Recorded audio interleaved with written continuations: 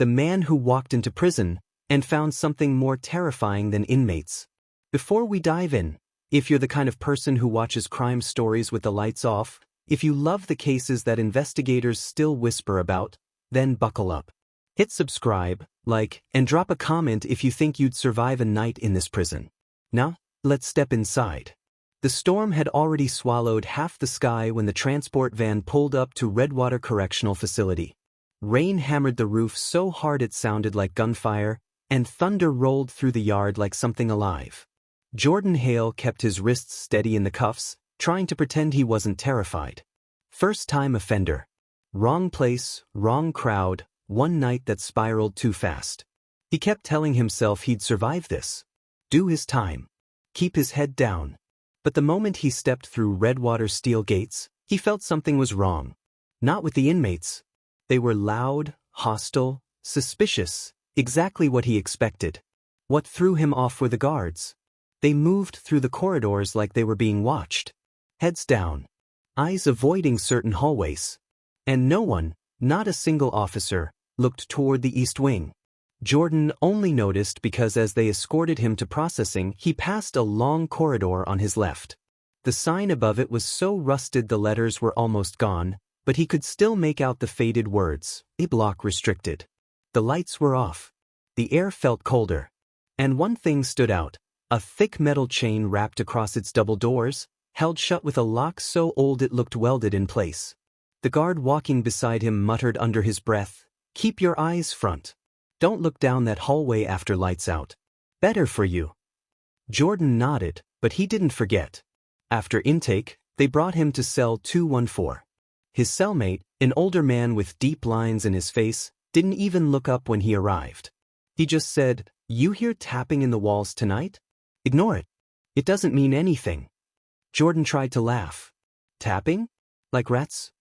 The man didn't answer. He just stared at the far wall and whispered, "Not rats." Jordan felt something cold crawl through him. That first night, sleep wouldn't come. The storm outside kept shaking the windows, and somewhere down the block, someone was shouting for a guard. But around 3 in the morning, the sound he heard was softer. A metallic click. Then another. Then a faint tap-tap-tap, rhythmical, almost like someone marking time. He sat up, listening. The tapping wasn't coming from inside the cell. It wasn't in the hallway either. It was coming from behind the wall. His cellmate rolled onto his side and said, "Don't answer it." The next morning, Jordan found scratches on the outside of their cell door.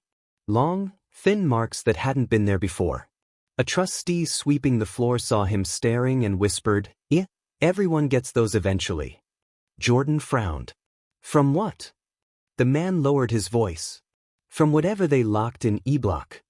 Jordan pressed for answers during breakfast, but most inmates brushed him off. A few laughed nervously. One man finally said, "Someone went missing there years ago. Guard went in. Never came out. Some say it was an inmate. Some say it was one of the officers. Either way, they sealed that wing and never reopened it." "But why not just clear it out? Explain it?" Jordan asked. The man leaned closer. "Because they didn't want the paperwork. And because whatever happened, it wasn't supposed to happen in a place like this." Later that day, the warden made a surprise walkthrough. Jordan had never seen a man try so hard to look calm. Every step he took, he avoided looking at the east wing doors. When a guard tried to report a strange noise overnight, the warden shut him down instantly. "No more discussion of E-block," he ordered. "It stays sealed." "Understood." Jordan watched the exchange with a knot forming in his gut. Something wasn't just wrong, something was being hidden. That night, around 2:17 a.m., Jordan woke up again. This time, the tapping was louder, sharper, and between the taps, he heard something else. A voice. Faint, muffled, urgent. "Jordan, don't trust them." He jumped to his feet, heart racing. "Who's there? Who said that?" His cellmate whispered shakily, "You weren't supposed to hear it this early." Jordan backed away from the wall, breathing hard. "What is going on here?" His cellmate looked at him for the first time, eyes filled with something that looked like fear or guilt. "It's starting again," he said. And if you want to survive this place, you need to know the truth about who really went missing. Jordan leaned in. Tell me. The man swallowed. It wasn't one person. It was 3. And the third one was never found. Jordan felt the blood drain from his face. Because from behind the wall, the tapping had started again. The tapping didn't stop. It grew steadier, almost insistent, like whoever, or whatever, was behind the wall was trying to warn him. Jordan pressed his palms to the concrete. It felt cold enough to burn, colder than any interior wall should feel. His cellmate sat rigid on the bunk, hands clasped tight, refusing to look up. We shouldn't be awake right now, the older man whispered. They check this block every hour. If they see us standing asking questions, they'll move you. Move me where? Jordan demanded. The man didn't answer. Instead, he reached under his mattress and pulled out something wrapped in toilet tissue. He unrolled it slowly. Inside was a folded scrap of paper, brittle, yellowed, and damp around the edges. Jordan took it, hands shaking. Scribbled across the page were 3 names. 2 were crossed out. The third was circled. C.O. O'Rourke. Jordan frowned. A guard. The cellmate nodded. He's the one they never found. Jordan stared at him, trying to make sense of it. Guards didn't disappear. Prisoners didn't vanish into sealed wings. Everything he was hearing sounded impossible, and yet, the scratching on their door, the tapping in the walls, the cold air from the east wing, none of it could be ignored. How do you know this? Jordan whispered. The cellmate leaned back, eyes distant. Because I was here when it happened. Redwater was quieter than usual the next morning. Guards spoke in clipped voices. Inmates moved faster than they normally did, keeping their eyes down. Word spread fast that someone on night duty had heard shouting in the east wing, muffled and distant, but unmistakable. When Jordan and the other inmates were escorted to the yard, he noticed extra officers posted near E-Block. Not guarding it, avoiding it. Their eyes refused to drift toward its chain doors. Jordan approached a younger guard, trying to sound casual. What's with all the extra security? The officer stiffened. Walk. I heard. You didn't hear anything, the guard snapped. Then quieter, and you don't want to. Jordan walked away, unsettled. If this place had secrets, the staff seemed just as afraid of them as the inmates. Later that afternoon, Jordan worked kitchen duty, the closest thing Redwater had to peace.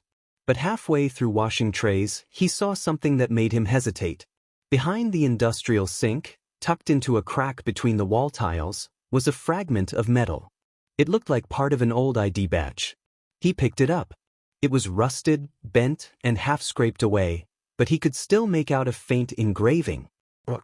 His hands tightened around it. A chill ran down his spine. The missing guard's badge shouldn't be anywhere near the kitchen, not unless someone had moved it recently. Or someone had tried to hide it. Jordan slipped it into his jumpsuit and kept washing. But his mind raced. Did the administration know this was here? Did they know more than they were letting on? And why had no one ever uncovered what happened to the man? That night, the storm returned, louder, heavier. Rain battered the windows, and the fluorescents flickered like they were struggling to stay alive. Around midnight, the prison went into a brief lockdown. Something had triggered a sensor near E-Block. From his cell, Jordan could see guards scrambling in the hallway, radios crackling with tension. His cellmate stood silently, watching as though he'd seen this before. Then, without warning, the corridor lights cut out. Everything went black. For a moment, the only sound was the rain hammering the roof. Then came the tapping. Closer. Directly behind their wall. Jordan stumbled toward it, adrenaline rising. Who's there? The tapping stopped. 3 seconds of silence. Then a voice, low, strained and unmistakably human, whispered through the concrete. Help me. Jordan froze. His breath caught. His cellmate grabbed his arm. Back away. No, Jordan whispered. Someone's alive in there. The older man's grip tightened. Listen to me. If someone is behind that wall, you cannot help them. Because the last man who tried didn't make it out. And if you think the guards are scared of E-Block, he looked toward the hallway, eyes wide. You should be terrified of who isn't allowed to talk about it. Before Jordan could reply, the emergency lights blinked back on, and a guard stood outside their cell door, staring directly at him. Not angry. Not suspicious. Afraid. Jordan Hale, the officer said quietly. Warden wants you in his office. Now. A pit opened in Jordan's stomach. Because no new inmate gets summoned by the warden on his second day. Something was very wrong. 2 guards escorted Jordan through the dim hallway, their footsteps echoing off the concrete floor. Neither spoke. Neither looked at him. They walked as if they were heading somewhere they feared, somewhere they would rather not be. Every turn felt heavier than the last, and by the time they stopped outside the warden's office, Jordan's pulse was hammering in his neck. The older guard knocked once. A low voice answered from inside. Send him in. Jordan stepped through the door. The warden sat behind his desk, hands folded, jaw tight. Rain drummed against the office window, and a faint tremor of thunder rolled in the distance. The lights flickered again, as if the storm wanted to participate in whatever conversation was about to unfold. The warden didn't waste time. Close the door. Jordan obeyed. The warden stared at him for a long moment. Not with anger, with something closer to regret. Hale, I need you to understand something very clearly, he said. I know you've heard things. I know last night's incident has spread through the block. And I know you're curious. Jordan stayed silent. The warden continued, curiosity is dangerous in here. Especially when it involves E-block. What's behind the wall? Jordan asked, voice low. The warden inhaled slowly. Not what? Who? Jordan felt a chill. Then tell me. Because someone talked to me through that wall. Someone's alive in there. The warden's expression cracked, just enough to reveal fear. That's impossible, he whispered. E-block has been sealed for 9 years. Jordan pulled the rusted badge from his jumpsuit pocket and placed it on the desk. Then explain this. The warden's face drained of color. Hale, where did you find that? In the kitchen. Someone hid it. The warden stood abruptly, pacing. That badge belonged to Officer Rourke. He disappeared during an internal investigation. The official report said he abandoned his post. But the truth, he shook his head, the truth should have stayed buried. Jordan stepped forward. He didn't run. Somebody kept him quiet. Someone in this prison. The warden's eyes flicked to the door, as if expecting someone to be listening. I cannot confirm that. Then why call me here? Jordan demanded. Why bring me to your office on my second day? The warden clenched his jaw. Because, he dropped his voice, you weren't meant to hear anything. Or see anything. Inmates talk. Guards embellish. But voices behind sealed walls? Scratches on your door? That means someone is breaking protocol. Jordan stared at him. Or someone is trapped. Before the warden could respond, an alarm blared. A red light flashed above the office door. E-block motion sensor activated. The warden's face went cold. No, he whispered. That wing is empty. It's supposed to be empty. A guard burst into the room. Sir, you need to see this.